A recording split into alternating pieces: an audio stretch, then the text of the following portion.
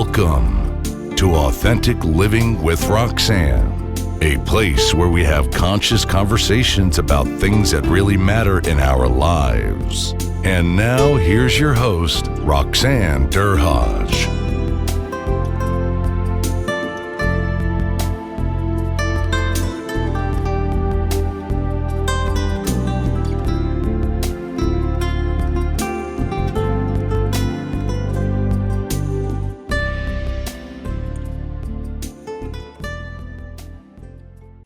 Hi, everyone. It's Roxanne Derhaj of Authentic Living with Roxanne. Today, I have a special guest. She was introduced to me by one of my favorite people, I would say, out there in the world, Sarah McDaniel, who is a recognition expert. And her and Evelina's paths crossed. And Sarah thought that Evelina and I would have a really good conversation. I can say she was bang on because since we met, we had a lot of things to talk about. So, Evelina, thanks for coming on the podcast. Thank you so much, Roxanne, for inviting me. So I'm going to tell you a little bit about Evelina, but what I would like her to do is to tell us a little bit, from her space, what we need to know about her. I don't know about you, but I am oftentimes looking at myself on camera and thinking, oh, geez, I said that, I did that. I can't believe what I did. And, could I have said that differently? Or did I come across like Roxanne? And anybody that knows me knows this, the way I talk or the way I'm expressive with my face and my hands. And I think most of us are trying to learn those things. And this is where Evelina Riguer is an expert, and she works with Velbix Films. And I thought it would be a great conversation because, it's one thing to do like a mini little video, and most of us were doing that previously in our business. But today there's an expectation that I don't think most of us were trying to deal with it, but I'm not so sure we were ready to deal with it at the level, Evelina, that we had to go to. So Evelina, thanks for being on. And I just want you to talk about communication, but obviously communication from your expertise today. Well, thank you, Roxanne. More about me. I graduated York University with BA in Women's Studies.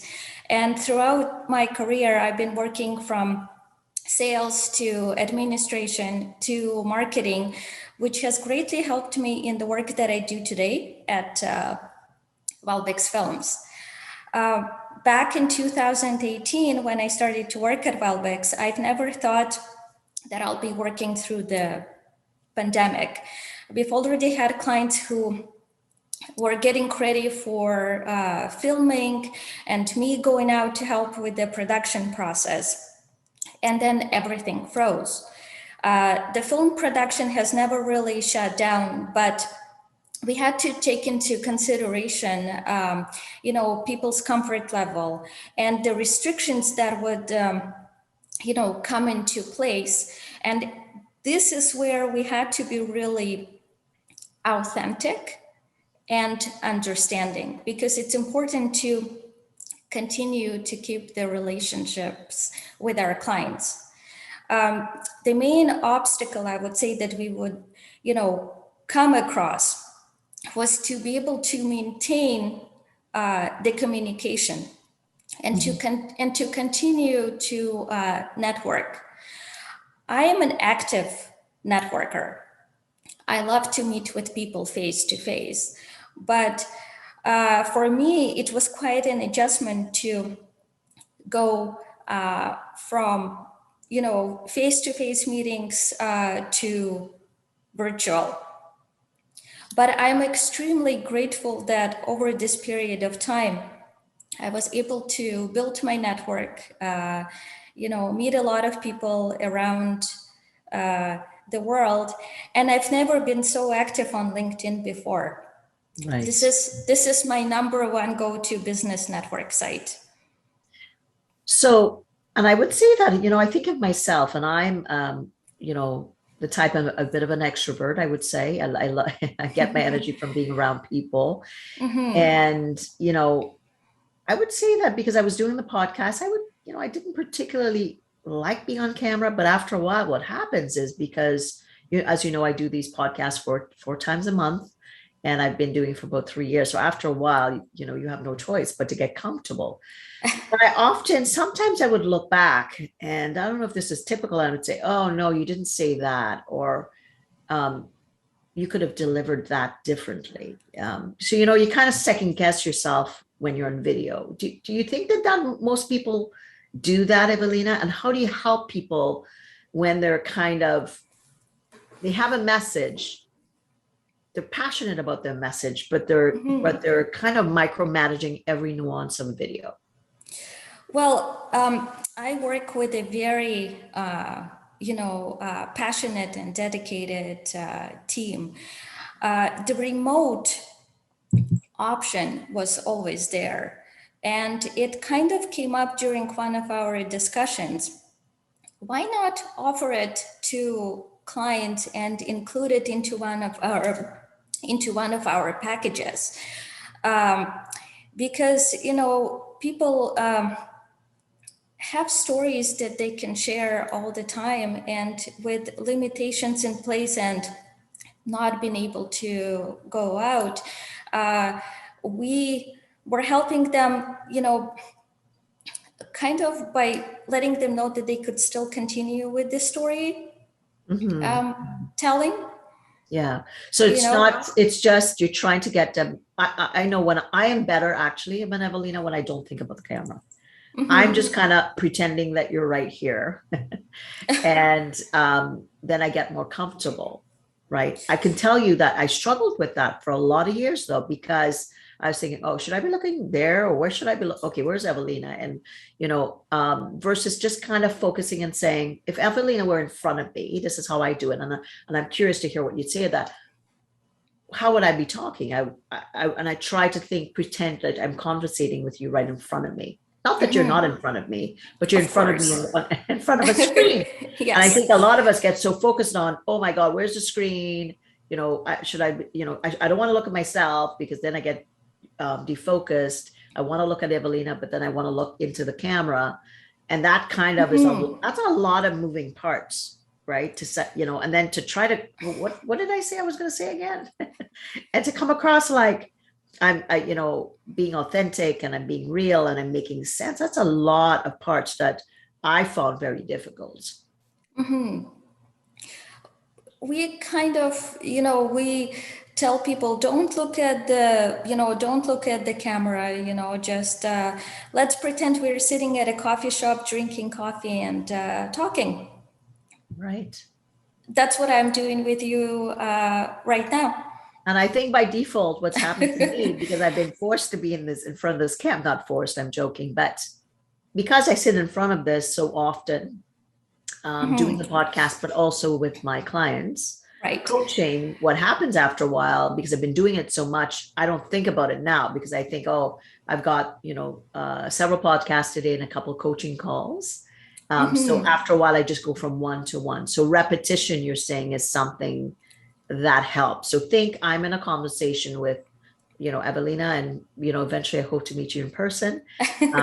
Likewise. Yes. And then, we're going to pretend we're at, the Starbucks in Toronto where you are, and we're just going to have this conversation. So that mental set puts you into a frame already to just be yourself. I personally get ready by talking in front of a mirror. Okay. Or better yet, I take a family member and I practice in front of, my kids or my husband. Let's talk a little bit more about that. That's a practical thing. Maybe I want to learn a little bit more about.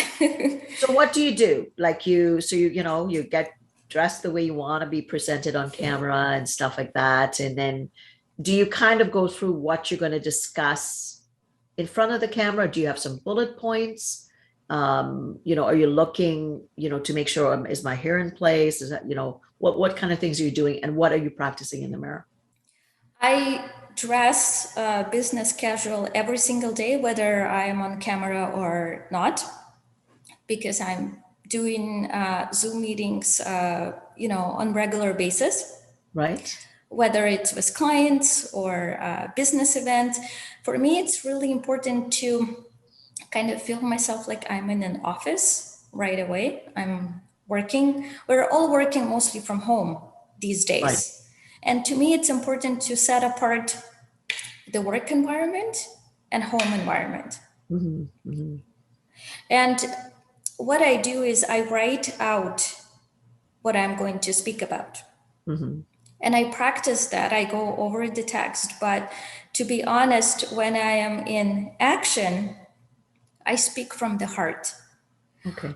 I am still presenting the same information, but it's coming out from my heart. Okay. So tell us how you do that, because I'm gonna. People are looking at us or listening to us, going, "Okay." So, Evelina, how do you tap in? So, your practice kind of wrote. So, let's say today you were practicing. You thought, "Oh, Roxanne and I are probably going to hit on these, say, 3 or 4 points." So, I have those as benchmarks throughout our conversation, and you go through those. How do you tap into your heart then when you actually get into the interview or you get onto video?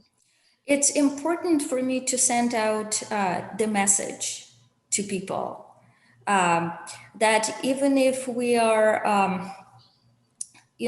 working, even if we are not able to fully go out and do, filming outside, we can still continue working and doing what we do best, and it's filming. Mm-hmm, mm-hmm.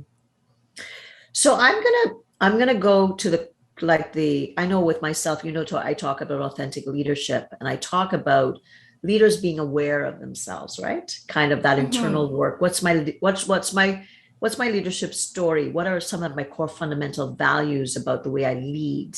Who am I in the world, and how do I present myself to others around us? Obviously, the more connected I am to myself, the better I'm able to have people get a sense of me. So now, more than ever, and I would say, in the last 2 years, people want to experience their leaders.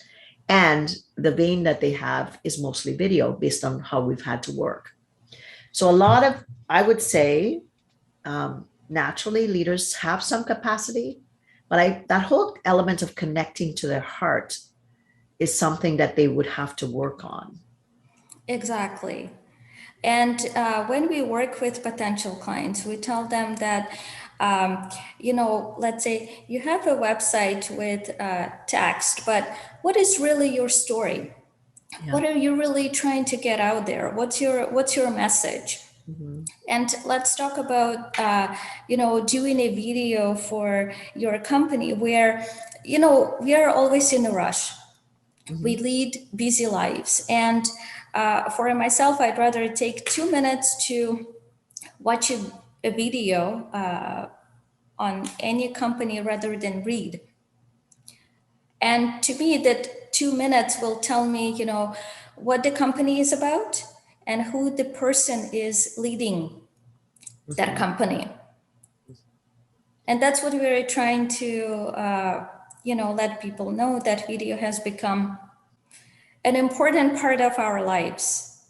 It's really great if you can tell your story and let people out there know who you are. So really, it's speaking about being authentic, right? So, Yes. with myself, my brand is called the Authentic Connection Movement. I talk about authentic leadership. I talk about relationships. My new book is, ROR, Return on Relationships, and what authentic leaders can do to build more resilient teams. So that's my entire story just there. So when I built my brand, what I had to go down to was the fundamental of why do I do what I do, right? So I truly believe, and this is the core fundamental of who I am as a person, is that I truly believe that everybody they need to connect to their authentic voice, and regardless of what you've been through, that does define who you are, because that authentic voice is really, really in you. And my job is to assist leaders in their companies to get there. It took a lot, though, to really drill down to understand what's my story, right? Because I'm a psychotherapist, as you know, that's my formal training. And then I Yes. went into corporate consulting. But sometimes it's kind of hard to decide, how am I going to tell that story, right? Because you have to really look at your path. And is that something that you do at Velbix Films with people?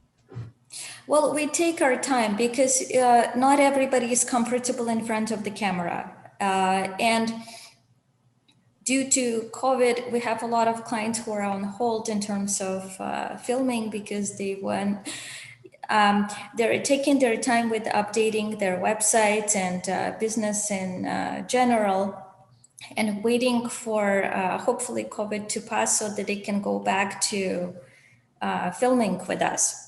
And we have to be really understanding in terms of people's comfort level.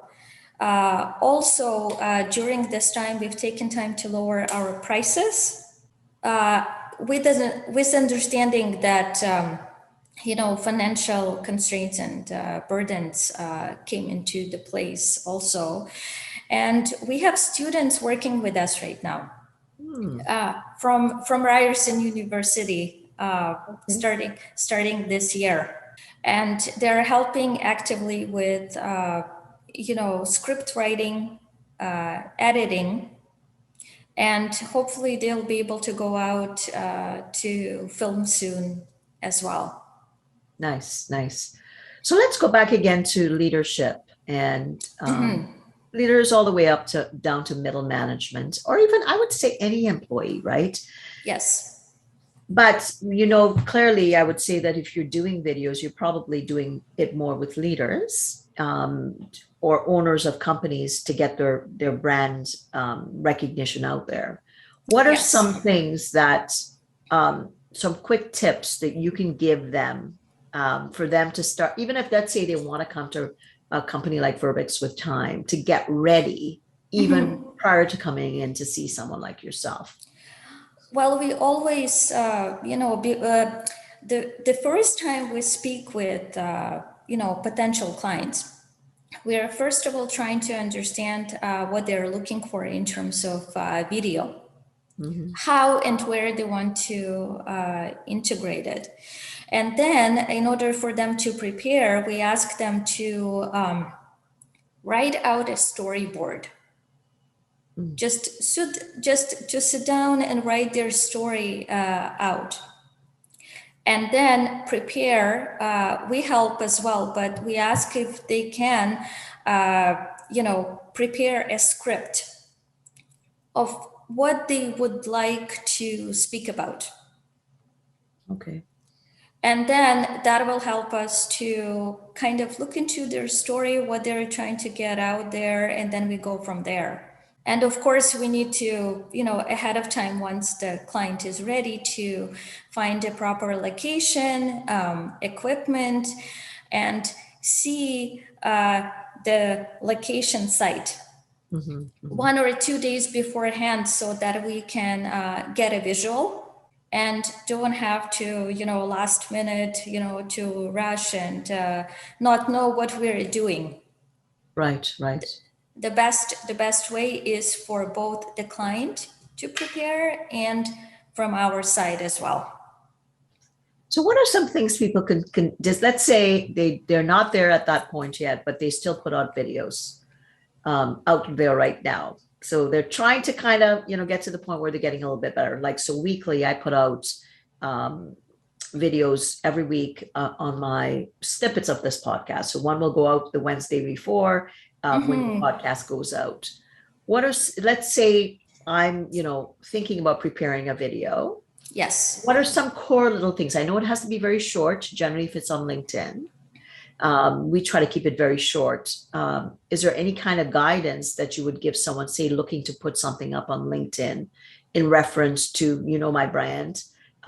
What are some things that they should consider if they were to just do a video themselves right now prior to coming into someone like you? To be honest, if people, and I know some people started to do self videos during this time, I've noticed it more on LinkedIn. The best way, I would say, get a green screen. proper equipment, spend some money on, the proper setup, the room where you want to, properly film, the background, get that ready. And don't ever film with a cell phone. Whoops, I think a lot of people are thinking, uh-oh. I'm not saying it's a really bad idea, but I'm just saying as an alternative, don't go for it. Right. Because you want to get, decent visual, view. Right. Visual and sound. Those are the two things, right? Yes, and with cell phone, if you film yourself, you're gonna get a shaky video. Sure. But if you get a camera, you set it up properly, sit in front of it, have a proper background, you're all ready to go. Because you want to not just to film and put the video on LinkedIn, but you want for it to look professional. For leaders that struggle with authentic communication, what I often say to them is it takes kind of sitting with yourself and understanding what is it that's difficult. Mm-hmm. Right. And oftentimes it's people saying, well, I don't want to come across as fake, or I've had some issues with, let's say through COVID, they've had to downsize, or, there's been a lot of people are stressed, right? Obviously there's return to work that's happening, and, people saying, if they're not going to get vaccinated, I'm going to get vaccinated, all that stuff that's swirling out there.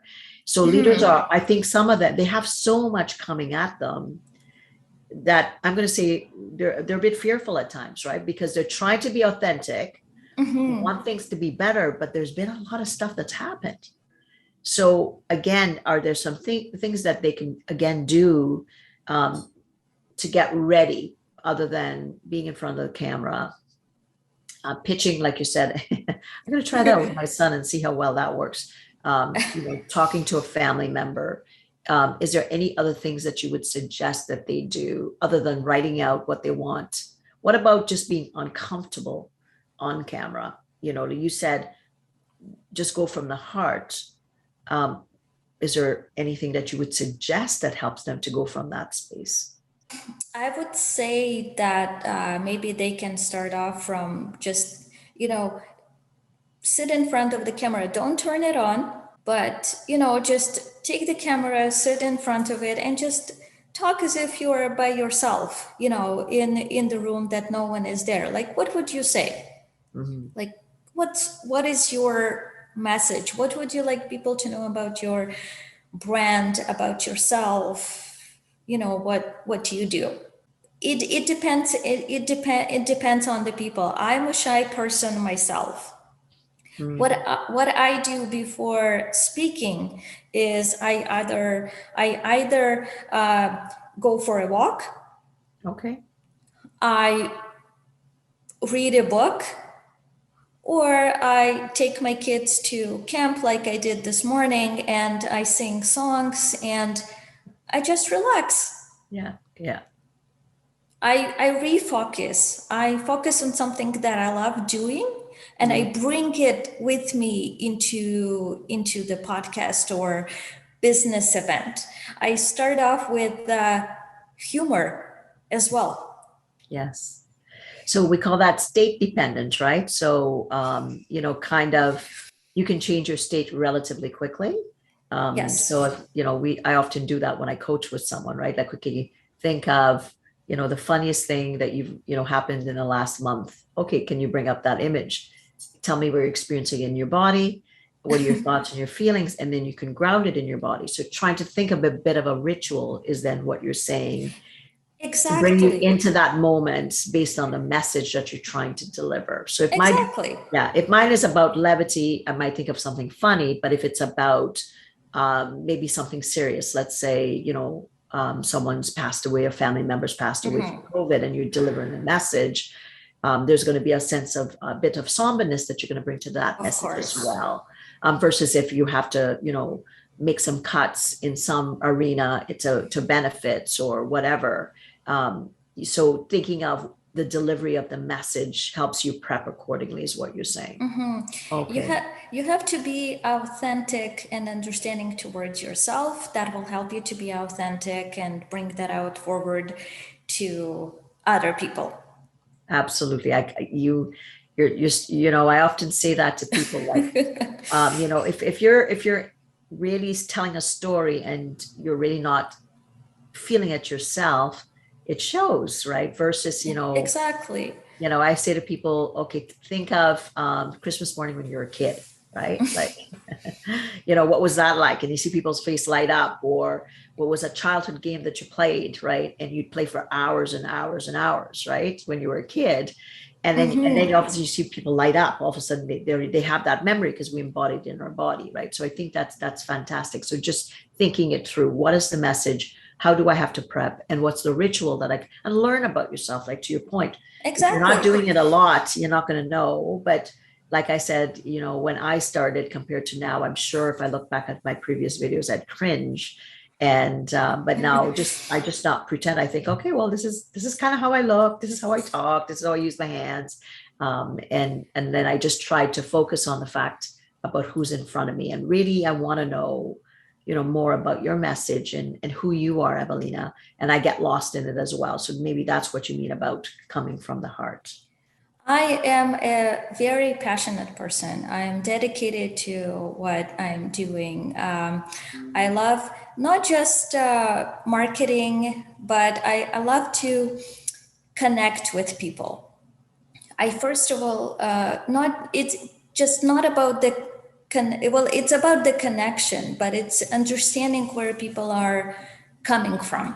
Right, right. I got you. I absolutely agree with that. Yes. So focusing, like, the person's the only person in the room. I often say, when you're authentically connected in communication, it's like nobody else exists. So on camera, to some degree, guess what? I mean, even though it's kind of scary, it is so true. But when you're having conversations with anyone, even if you're at a networking event or a party, focus completely in. And we all feel so much better when you're having a conversation with that person and feels like you're the only person in the room. Exactly. And I often say that's the true sense that, okay, I think I'm doing it because I'm completely embodied into this conversation with this individual. I will remember, even though there's a lot of things going on around me, I'm not letting that distract me. I'm not thinking, oh, who's doing what or saying what in my periphery, but I'm just giving that person my ultimate attention in front of me.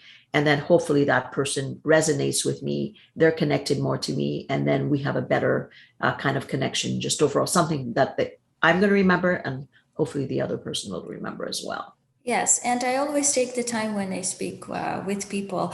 For me, it's important for me to speak about videos, but it's more important for me to start off from talking about, what's your name, what do you do, what's your company about.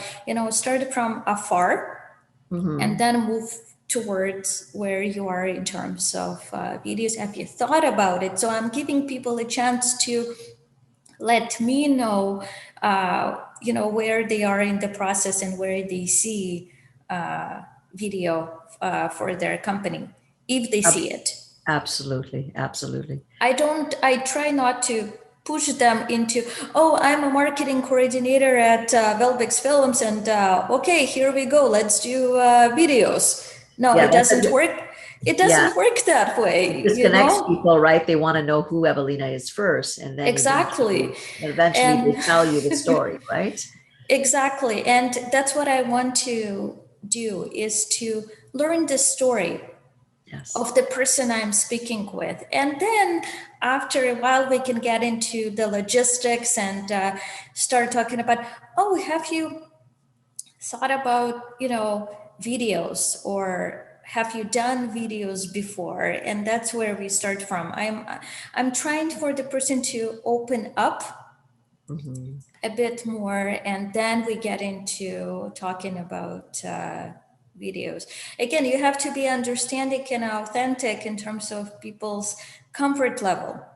Right, for you sure. know, and you have to give them time to think about it as well, because not everybody is ready. Everybody is ready at different times to do videos. Absolutely. So, Evelina, this has been a great chat. Thanks so much for taking your time to spend it with us today. So, for people that are looking for more information about, how to be more authentic in their message, or just videos or snippets that they may be looking for their business, where is it that they can get a hold of you? Well, they can contact me on LinkedIn. And my number is always open, that where they can call. Awesome. So we will put the her information in the show notes so you can get a hold of her. And please do reach out if you're wanting to learn what are the things that you need to discontinue immediately. Find that mirror, find your speaking points, and practice. Even if the video is off, or you go on Zoom or whatever platform you just talk, pretend it's your best friend, and then just talk to your best friend like they're in front of you, and then film it as a beginning point. And then you're going to critique it, but it's going to be okay because you're going to have had one under your belt, and then you can try from there. And for the leaders out there that are wanting to be more authentically connected to themselves in their leadership and working with their teams, you can reach out to me at roxannedurhodge.com. Thanks for tuning in to Authentic Living with Roxanne, creating the space for positive, healthy change. Roxanne is a keynote speaker, psychotherapist, and coach. To work with Roxanne, visit roxannedurhodge.com/blueprint. We'll see you next time on Authentic Living with Roxanne.